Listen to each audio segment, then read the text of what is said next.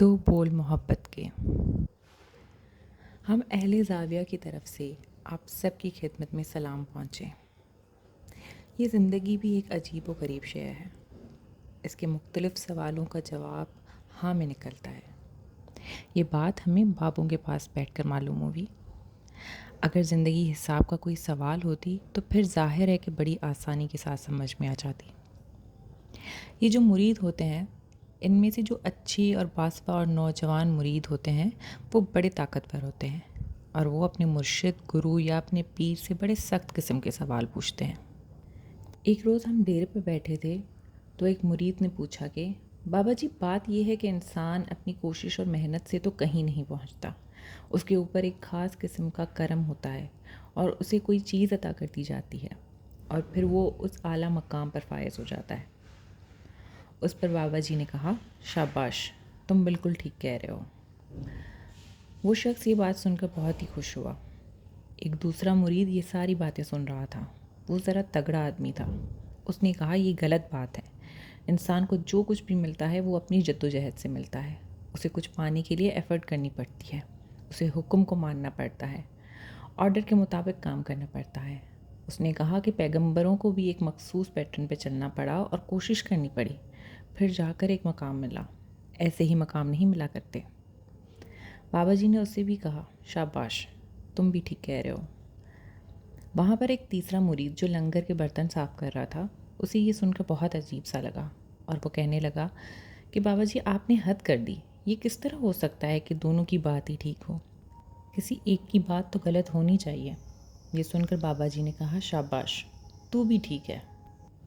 یہ زندگی کی بات ہے جو بندے کی پکڑ میں نہیں آتی، اور یہ جس کی پکڑ میں آتی ہے وہ اس کی سوچ، کوشش اور دانش کے رویے کے مطابق اس کے ہاتھوں میں بنتی رہتی ہے۔ ہم دانش مند اور پڑھے لکھے لوگ یہ کرتے ہیں کہ ایک مفروضہ یا سوال سامنے رکھتے ہیں اور پھر ہم طے کر دیتے ہیں کہ اس کا صرف یہی جواب ہے، حالانکہ ایک سوال کے بہت سارے جوابات ہو سکتے ہیں۔ جس زمانے میں میں اٹلی میں تھا تو وہاں اسکینڈینیوین کنٹریز میں، خاص طور پر ڈینمارک میں، خودکشیاں بہت بڑھ گئی تھیں، اور خواتین و حضرات، دنیا میں سب سے زیادہ خودکشیاں اسکینڈینیوین ملکوں میں ہوتی ہیں۔ جتنا ملک رچ ہوگا اتنی ہی وہاں خودکشیوں کی شرح زیادہ ہوگی۔ سب سے اعلیٰ درجے کی، امیر ترین اور قیمتی قسم کی خودکشی اسکینڈینیوین ملکوں میں اور اس کے بعد جاپان میں ہوتی ہے، کیونکہ وہ بہت امیر ہے۔ خودکشی کا عمارت کے ساتھ خاص تعلق ہے۔ مجھے وہاں جا کر یہ پتہ چلا کہ خودکشی تو امیروں کا کام ہے۔ میں بڑا پریشان تھا کیونکہ میری عقل و دانش کم تھی اور سوچ چھوٹی تھی۔ میں نے اپنے استاد سے پوچھا، یہ کیسے ہو سکتا ہے کہ امیر ملکوں میں خودکشی زیادہ ہو؟ سب کو یہاں کھانے پینے کو اچھا مل رہا ہے، طبی سہولتیں ہیں، تمام تر آسائشیں میسر ہیں، تو جان جیسی پیاری چیز کو کیوں ضائع کر دیتا ہے کوئی؟ اور بالکل نتھنگنیس کے حوالے جان جیسی پیاری خوبصورت چیز آخر کیوں کر دی جاتی ہے؟ وہ کہنے لگے کہ آدمی خودکشی اس وقت کرتا ہے جب جس گروہ کے درمیان وہ رہتا ہے وہ گروہ اس کی بات سننے سے اپنے کان بند کر لے، انکار کر دے۔ ہر انسان اپنا دکھ درد بیان کرنے اور بات کرنے کی آرزو رکھتا ہے۔ مغربی ممالک میں ایسے ماہر نفسیات ہیں جو پیسے لے کر لوگوں کی باتیں سنتے ہیں۔ کسی سے $300 لے لیے اور کہا کہ اب آپ کے پاس 1 گھنٹہ ہے، باتیں کرو، اور وہ شخص پیسے دے کر بکواس کرتا چلا جاتا ہے اور کہتا ہے کہ میرے باپ نے مارا، میری امی ایسی تھیں، بڑے ظلم ڈھاتی تھیں، اور مجھے سوسائٹی کے خلاف بڑا غصہ ہے۔ وہ ماہر نفسیات اکثر انہیں یہ کہتا ہے کہ اگر تمہیں ماں یا باپ کے خلاف غصہ ہے تو گھر میں ایک پلر یا کھمبے پر تکیہ باندھ کر اس پر ماں یا باپ جس کے خلاف بھی غصہ ہے اس کی تصویر لگاؤ اور اسے خوب ہنٹر مارو تاکہ غصہ نکل جائے۔ ماہر نفسیات کے ان تمام مشوروں کا کچھ بھی زیادہ اثر نہ ہوا، کیونکہ جو شخص بات کرنا چاہتا ہے، دکھ بیان کرنا چاہتا ہے، ہنٹر مارنے سے تو اس کا غصہ مزید بڑھے گا۔ جب بھی کسی معاشرے میں آپ کو یہ خبر ملے کہ وہاں پر لوگ خودکشی کرنے لگے ہیں تو یہ مت سمجھیے کہ ان کے پاس کھانے کے لیے کم ہے، وہ تو سب کے پاس ہی کم ہے۔ اگر یہ بات ہو تو پھر امیر ملک کے لوگ خودکشی کیوں کریں؟ اگر کسی معاشرے میں خودکشیاں بڑھیں تو اس کا ذمہ دار اپنے آپ کو ٹھہرائیے اور جان لیجیے کہ کوئی مجھ سے بات کرنا چاہتا ہے، اپنا دکھ بیان کرنا چاہتا ہے، اور میں اس کا دکھ سننے کا وقت نہیں رکھتا۔ یہی خودکشی کی بنیادی وجہ ہے۔ ہمارے ہاں اکثر یہ چرچا رہا ہے کہ فلاں بھوکا تھا اور خودکشی کرنے میں مجبور ہو گیا۔ اب بھی ایسی باتیں ہوتی ہیں۔ ایسی بات ہرگز نہیں کہ کوئی بھوکا مرتا خودکشی کرتا ہے. ہو سکتا ہے کہ کچھ کیسوں میں یہ عنصر ہو، لیکن مجموعی طور پر غالب عنصر یہی ہوتا ہے کہ ہماری کوتاہیوں کی وجہ سے کوئی موت کو گلے لگاتا ہے. ہم اپنے اپنے کاموں اور غرض کے ساتھ وابستہ ہو گئے ہیں. ہمارے پاس کسی دوسرے کے لیے وقت نہیں ہے، اور لوگ ان کندھوں کی تلاش کرتے پھرتے ہیں جن پر وہ اپنا ماتھا رکھ کر رو سکیں. یہ کوتاہی معاشرے کی ہے. اگر کسی لڑکی کی شادی زبردستی اس کی مرضی کے بغیر ہو رہی ہے اور وہ رونا چاہتی ہے، کسی مامے چاچے دوست پروفیسر استاد کو بتانا چاہتی ہے کہ اسے یہ دکھ ہے، لیکن وہ سارے کہتے ہیں کہ ہمارے پاس وقت نہیں ہے، دفع ہو جاؤ. اب وہ بیچاری خودکشی نہ کرے تو اور کیا کرے گی؟ جب زندگی اور آواز کا پنجرہ اتنا تنگ کر دیا جائے تو سانس گھٹنے لگتا ہے، اور پھر انسان مرنے کے لیے تیار ہو جاتا ہے. ہمارے یہاں بھی یہ کوتاہی بڑی شدت سے رونما ہو رہی ہے، اور ہمارے لیے یہ بڑا لمحہ فکریہ ہے. اس کی طرف توجہ دینی چاہیے. یہ کام حکومتیں نہیں کیا کرتی. حکومتیں تو بے معنی سے کام ہی کرتی ہیں کہ سڑکیں بنا لو، پرانی عمارتیں گرا لو. فارن ریلیشنز بنانے میں ہی دھکے کھانے اس کا کام ہے. انسانوں کو جوڑنا اور انسانوں کے ساتھ تعلق رکھنا سوسائٹی کا کام ہے.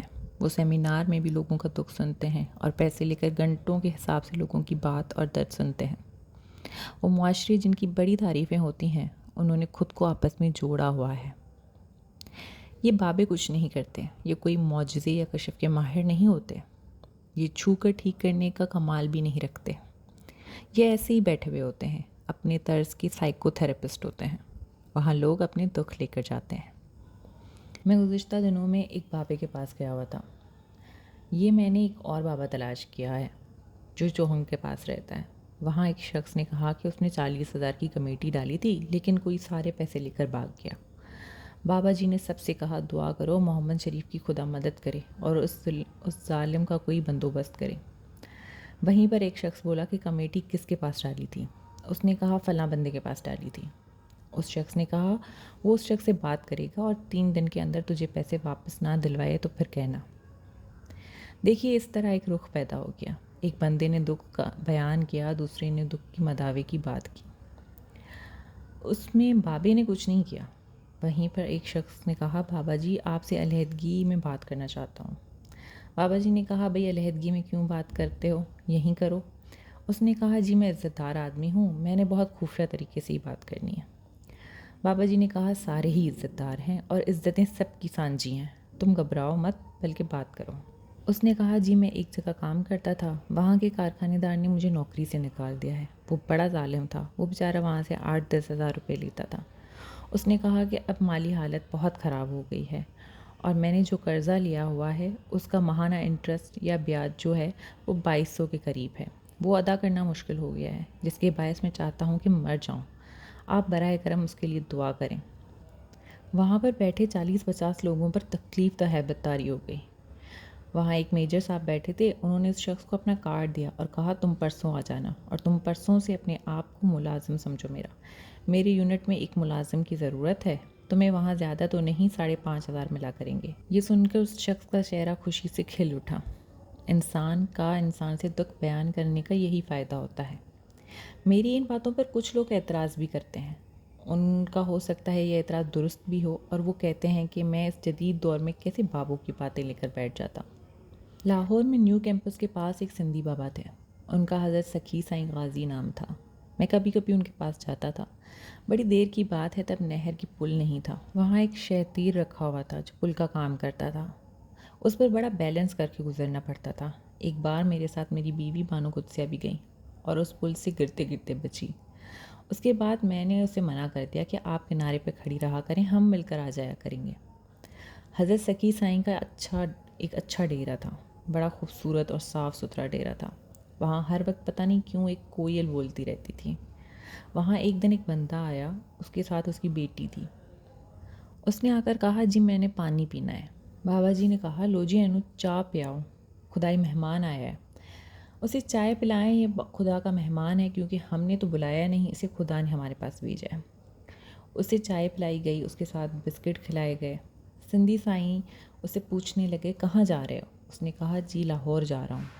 اس نے بتایا کہ میرے ساتھ میری بیٹی ہے، اسے بیائے ہوئے 4-5 ماہ ہوئے ہیں. اس کے سسرال والوں نے مارا پیٹا ہے. خواتین و حضرات، میں نے سسرال میں یہ دیکھا ہے کہ ساس اتنی بری نہیں ہوتی، ایک چڑیلیں نندیں بھی ہوتی ہیں، وہ بڑا پیچھا کرتی ہیں۔ اس نے بتایا کہ میں نے اس کا اب کاغذ لے لینا ہے، مطلب طلاق لے لینا ہے۔ سائیں صاحب کہنے لگے کہ نہ بینا، تم اس کا کاغذ نہیں لو گے۔ اس کا باپ کہنے لگا یہ ساڑی دی ہے بابا، تیری دی نہیں، اسی جانے تے ساڑا کام جانے۔ وہ لڑکی روتی آ رہی تھی، یہ سن کر کچھ تکڑی ہو گئی۔ بابا جی نے کہا بیٹی اب جو بھی تجھے تکلیف ہو تم نے آ کر ہم سے بیان کرنی ہے، اپنے ابے سے بات نہیں کرنی، جو چیز چاہیے اب ہم سے ہی لینی ہے اور ہمیں ہی بتانا ہے۔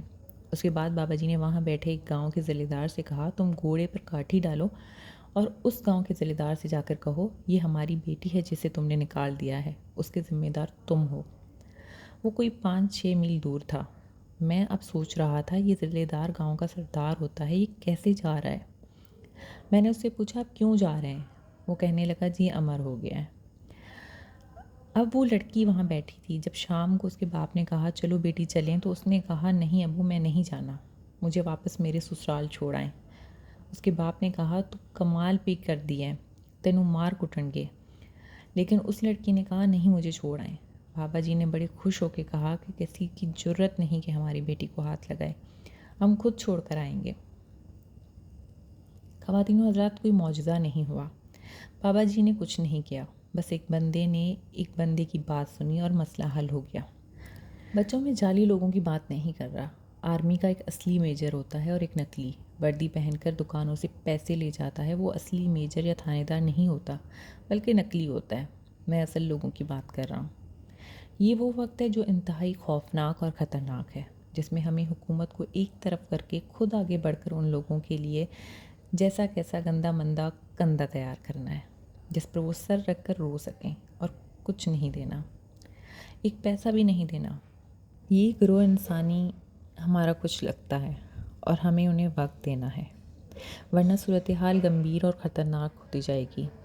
میں یہ سمجھتا ہوں کہ یہ دہشت گردی نفسیاتی الجھن کی وجہ سے پیدا ہوئی ہے، جس نے انسانوں کو ایک دوسرے سے دور کر دیا ہے اور ان کے درمیان محبت ختم کر دی ہے۔ لیکن اس کے لیے ایسے ہی کوشش کرنی پڑے گی جس طرح سیویاں بٹنیاں اور روٹی پکانے کے لیے کرنی پڑتی ہے۔ آئندہ سے ہمیں یہ کوشش ضرور کرنی چاہیے، اور میں یہ بات آپ سے زیادہ خود کو کہہ رہا ہوں، کیونکہ آپ کو تو خدا نے یہ صلاحیت دی ہے کہ آپ دوسروں کے لیے ہمدردی رکھتے ہیں، مجھ میں شاید یہ کمی ہے۔ ایک دن میں نے اپنے پوتے سے کہا کہ بلال میاں میں اپنے اللہ کو مان کر مرنا چاہتا ہوں۔ وہ کہنے لگا کہ بابا تم بہت اچھے آدمی ہو۔ میں نے کہا نہیں، مجھے میرے ابا جی نے کہا تھا ایک اللہ ہوتا ہے، اور میں نے یہ بات مان لی اور اللہ کو ماننے لگا۔ میں اللہ کو خود ڈائریکٹ ماننا چاہتا ہوں، بس خدا پر یقین کی ضرورت ہے۔ میرے ابا جی بتایا کرتے تھے کہ ایک دن ان کے دفتر میں ایک ملازم کی تنخواہ چوری ہو گئی تو سب نے کہا یار بڑا افسوس ہوا، تو وہ کہنے لگا خدا کا شکر ہے نوکری تو ہے۔ 1 ماہ بعد خدا کا کرنا ایسا ہوا کہ اس کی نوکری بھی چلی گئی۔ لوگوں اور ابا جی نے اسے افسوس کیا تو کہنے لگا خدا نے اپنا گھر دیا ہے، اندر بیٹھ کر 4 روٹی کھا لیں گے، اللہ کا فضل ہے، پرواہ کوئی نہیں ہے۔